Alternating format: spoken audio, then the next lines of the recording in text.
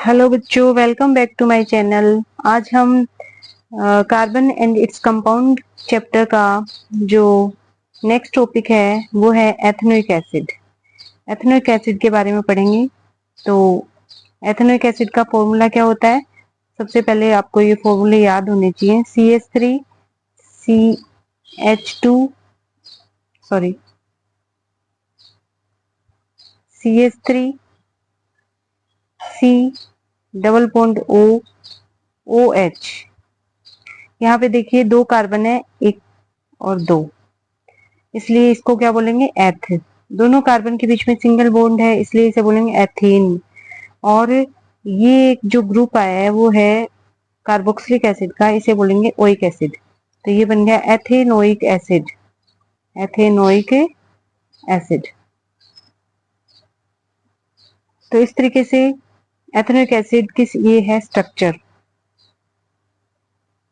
उसके बाद में ethanoic acid is a commonly called acetic acid and belong to the group of acid called carboxylic acid। आपको पता है घरों में जो हम अचार खाते हैं, जो मार्केट से अचार लेके आते हैं, उस अचार के अंदर विनेगर होता है, सिरका होता है, जिसके कारण अचार एक तो खराब नहीं होता और एक जल्दी पकता है, यानी खाने लायक हो जाता है जल्दी। तो वो विनेगर क्या होता है? वो यही होता है। क्या होता है? कार्बोक्सिलिक एसिड का 5 to 8% सॉल्यूशन, उसको क्या बोलते हैं? 5 to 8% सॉल्यूशन है कार्बोक्सिलिक एसिड का। ठीक है, किसमें है? पानी में। Is called vinegar and it's used widely as a preservative in pickle. अचार के अंदर प्रिजर्वेटिव के फॉर्म में काम में लेते हैं।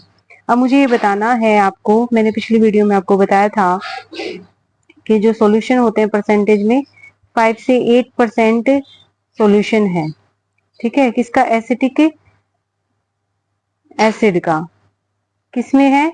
वाटर में। तो मुझे बताना है यहाँ पे एसिटिक एसिड कितना लिया गया है। 100 ml अगर हम विनेगर बनाएं, ठीक है, 5 से 8% विनेगर बनाएं, तो इसमें पानी कितना लेंगे और एसिटिक एसिड कितना लेंगे? मुझे पूरा विश्वास है आप पिछली वीडियो को आपने देखा है तो इसका आंसर सही बताएंगे। ठीक है, जैसे कि पीछे अनिरुद्ध ने पिछले क्वेश्चन का आंसर बताया था, जो कि बिल्कुल सही था। ऐसे ही आप पढ़ते रहो, मुझे बहुत अच्छा लग रहा है, और जिससे कि मैं आपके लिए और अच्छी अच्छी वीडियो बनाऊं और बड़ा टाइम निकाल करके आपके लिए वीडियो बना रही हूँ। तो आप इसको बिल्कुल भी मिस मत करें, देखें, आपका नॉलेज बढ़ेगा और आपको मेरे हिसाब से फिर आगे कुछ पढ़ने की आवश्यकता नहीं पड़ेगी, रटने की तो बिल्कुल नहीं पड़ेगी अगर आप ये क्लास को अच्छे से ध्यान से पढ़ते हो तो। ठीक है, तो 5 to 8% सॉल्यूशन एसिटिक एसिड का जो पानी में होता है उसको क्या बोलते हैं? विनेगर। और अचार को सुरक्षित रखने के लिए काम में लेते हैं। The melting point of pure ethanoic acid is 290 kelvin. ये आया हुआ है क्वेश्चन में, मेल्टिंग पॉइंट पूछा हुआ है एथेनोइक एसिड का। And hence it often freezes during winter in cold climate. तो ये है ना, सर्दियों के अंदर जम जाता है। जम जाता है, कैसा जम जाता है? बर्फ के जैसे। इसलिए इसको मतलब एकदम जमा हुआ एसिटिक एसिड कैसा लगेगा? बर्फ जैसा लगेगा। This gave rise to its name glacial acetic acid. एक क्वेश्चन आया हुआ है एक बार, ग्लेशियल एसिटिक एसिड का फॉर्मूला बताइए। तो जो एसिटिक एसिड का है ना, CH3 COOH, यही फॉर्मूला ग्लेशियल एसिटिक एसिड का होता है। ठीक है, कुछ नहीं होता glacial acetic acid, acetic acid का ही फ्रीज स्टेट होती है, जमी हुई अवस्था। The group of carbox organic compound called carboxylic acid are obviously characterised by a special acidity. इसके अंदर स्पेशल एसिडिक बिहेवियर पाया जाता है, एसिड है ये। However unlike mineral acid like HCl, जबकि जो मिनरल एसिड होते हैं ना, उनके कंपेयर में क्या होता है? ये वीक एसिड होता है। ठीक है, देखिए यहाँ पे activity 4.7 compare the pH of the dilute acetic acid and dilute hydrochloric acid. अब इसको दो टेस्ट ट्यूब में ले लिया, एक में एसिटिक एसिड ले लिया और एक में क्या ले लिया हमने? हाइड्रोक्लोरिक एसिड ले लिया। अब इसमें भी पानी मिला दिया और डाइल्यूट कर दिया, इसमें भी पानी मिला करके इसको डाइल्यूट कर दिया है। ठीक है, इसमें लिटमस लेके जाते हैं और लिटमस का कलर कैसा हो जाएगा, क्योंकि एसिड है, ये भी एसिड है, तो लिटमस का कलर हो जाएगा नीले से रेड, यानी ब्लू टू रेड हो जाता है। लेकिन जो रेड होता है ना, वो भी अलग अलग प्रकार का होता है, एक तो डार्क रेड होता है, एक लाइट रेड होता है। तो हम इसे लिटमस से जो पीएच मीटर होता है ना, उसके ऊपर मैच करके देखेंगे। ठीक है, पीएच मीटर मैंने सेकंड चैप्टर में बताया था, बीच पीएच मीटर पे 0 से लेकर के कितने नंबर होते हैं, 14 तक नंबर होते हैं, है ना। इधर ब्लू कलर आता जाता है और इधर की तरफ जाएंगे तो रेड कलर आता जाता है ना, सबसे रेड होता है यहाँ पे, फिर हल्का रेड, फिर हल्का रेड। तो हम यहाँ पे लिटमस लेके जाएंगे एसिटिक एसिड के डाइल्यूट सॉल्यूशन में, तो जो रेड होगा वो इस पीएच मीटर पे मिला के देखेंगे, और यहाँ पे लेके जाएंगे, जो कलर आएगा, रेड कलर आएगा, वो कितना रेड है वो यहाँ पे मिला के देखेंगे। तो यहाँ पे इसकी पीएच क्या होगी डाइल्यूट एसिटिक एसिड की, थोड़ी सी हाइड्रोक्लोरिक एसिड के कंपेयर में थोड़ी सी क्या आएगी, ज्यादा आएगी। बाकी 7 से क्या आएगी, कम, क्योंकि एसिड है, एसिड की पीएच हमेशा 7 से क्या होती है, कम होती है। आगे चलते हैं, एक्टिविटी 4.8। यहाँ पे देखिए रिएक्शन ऑफ एथेनोइक एसिड के लिए ही एक्टिविटी दे रखी है कि अगर एथेनोइक एसिड की रिएक्शन है वो एथेनॉल से करवाएंगे तो क्या होगा। तो 1 ml एथेनोइक एसिड प्योर है, इसे क्या बोलेंगे, एब्सोल्यूट अल्कोहल।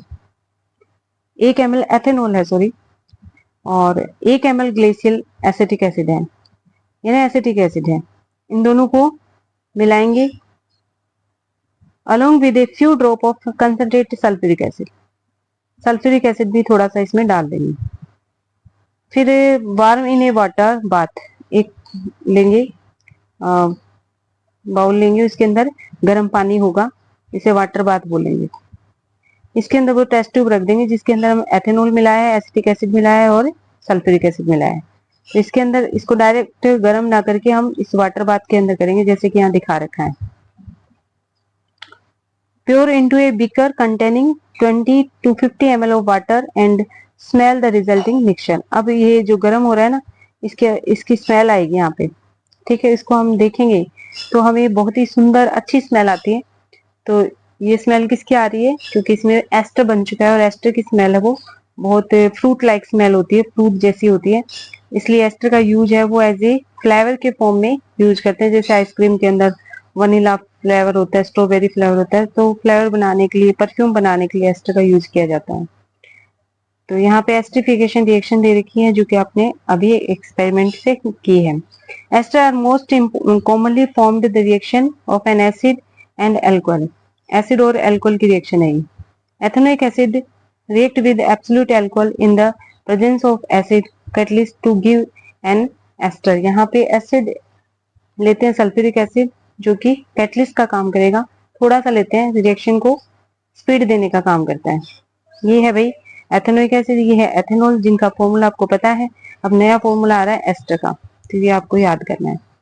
एस्टर का फॉर्मूला आसान ही है, देखिए यहाँ पे C डबल बॉन्ड OOH है, H की जगह यहाँ पे क्या आ गया, CH2CH3, ये ग्रुप आ गया, ठीक है। बाकी ये और ये यहाँ तक सेम है। Ester are sweet smelling substance. These are used to making perfume and flavoring agent. Ester react in the presence of an acid or a base to give back the alcohol and carboxylic acid. This reaction is known as the saponification reaction। ये साबुन बनाने की reaction भी यही होती है। It is used in the preparation of soap।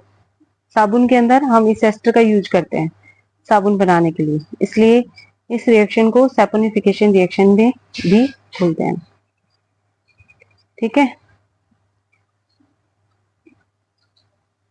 इस ester की रिएक्शन करवाई गई है बेस के साथ में, और बेस के साथ में करवाने पर क्या होगा, ये बन जाएगा C2H5OH यानी कि एथेनॉल, और यहाँ पे CH3COO, और यहाँ ये हाइड्रोजन नहीं आएगा, यहाँ आएगा Na, ठीक है। ये बन गई साबुन, सोडियम का एसिटेट। ये किसका फॉर्मूला हो गया, सोप का। Then reaction with base, base के साथ में रिएक्शन, तो ये आपने पढ़ा हुआ है, acid react with base then form salt and water, और इस रिएक्शन को क्या बोलते हैं, न्यूट्रलाइजेशन रिएक्शन। मिनरल एसिड जो होते हैं वो ethanoic acid mineral acid, ethanoic acid, सारे ही सोडियम हाइड्रोक्साइड के साथ यानी बेस के साथ में रिएक्शन करके सोल्ट और क्या बनाते हैं, वाटर बनाते हैं। तो ये नॉर्मल रिएक्शन है जो हमने पहले करी हुई है। ऐसे ही हमने एसिड वाले चैप्टर में करी थी। एसिड रिएक्ट विद कार्बोनेट और हाइड्रोजन कार्बोनेट कंपाउंड के साथ में जब एसिड रिएक्ट करता है तो सोल्ट बनाता है, साथ में वाटर बनाता है और CO2 गैस निकालता है। ठीक है, तो इस CO2, ये गैस CO2 ही निकलती है यहाँ पे एसिड की रिएक्शन सोडियम कार्बोनेट या बेकिंग सोडा के साथ कराने पर। ये है वॉशिंग सोडा और ये है बेकिंग सोडा। ये आप घर पे भी कर सकते हो। घर पे कोई भी खट्टी चीज के अंदर बेकिंग सोडा डाल के देखना, तो बुदबुदाहट के साथ में एक गैस निकलेगी जिसका नाम है कार्बन डाइऑक्साइड। ठीक है, और इसको और चेक करना है तो चूने का पानी ले आना, चूना ले आना और उसको पानी में घोल लेना, और इस गैस को है वो इस चूने के पानी में जब फ्लो करवाएंगे तो ये चूने का पानी क्या हो जाएगा, दूधिया हो जाएगा, यानी मिल्की हो जाएगा पूरा का पूरा। तो इसका मतलब ये कौन सी गैस है, CO2 है। तो यहाँ पे ये वापस से दिया है, चाहे वो बेकिंग सोडा से रिएक्शन हो, चाहे सोडियम कार्बोनेट से हो, एथेनोइक एसिड सोडियम एसिटेट और H2O और CO2 निकालता है। ठीक है, अब है क्वेश्चन। पहला क्वेश्चन है, how would you distinguish experimentally between an alcohol and carboxylic acid. हम एक्सपेरिमेंट से अल्कोहल और कार्बोक्सिलिक एसिड को कैसे अलग अलग पता करेंगे। तो बहुत ही सिंपल है भाई, एक में एक टेस्ट ट्यूब के अंदर अल्कोहल है और एक टेस्ट ट्यूब के अंदर कार्बोक्सिलिक एसिड है। दोनों का कलर क्या होता है, कलरलेस होता है। तो हम देख करके कैसे पहचानेंगे कि ये क्या एसिड है और ये अल्कोहल है। इसके लिए लिटमस ले आते हैं। लिटमस अल्कोहल में डालोगे तो उसमें कोई चेंज नहीं आएगा, लेकिन एसिड में डालेंगे तो आपको पता है नीला लिटमस क्या हो जाएगा, रेड हो जाएगा। इसके अलावा अल्कोहल के अंदर बेकिंग सोडा डालेंगे तो कोई गैस नहीं निकलेगी, जबकि एसिटिक एसिड में बेकिंग सोडा डालेंगे तो तेज बुदबुदाहट के साथ में क्या निकलेगी, बबल्स के साथ में कार्बन डाइऑक्साइड रिलीज होगी। What are the oxidising agent, ये आप कमेंट बॉक्स में मुझे बताएंगे ऑक्सीडाइजिंग एजेंट क्या होते हैं, क्योंकि हमने प्रीवियस क्लास के अंदर इसके बारे में बताया था। और एक ऑक्सीडाइजिंग एजेंट का आप नाम भी बताओगे। ठीक है, तो आज इतना ही करेंगे। आपको क्लास कैसी लग रही है कमेंट बॉक्स में बताना, और जो मैं क्वेश्चन आपसे पूछ रही हूँ उनका जवाब जरूर देना, और वीडियो को शेयर करना, ज्यादा से ज्यादा लाइक किया करो, कमेंट्स किया करो, और अच्छी लगी तो इसे शेयर भी किया करो। Thank you for watching my video, bye.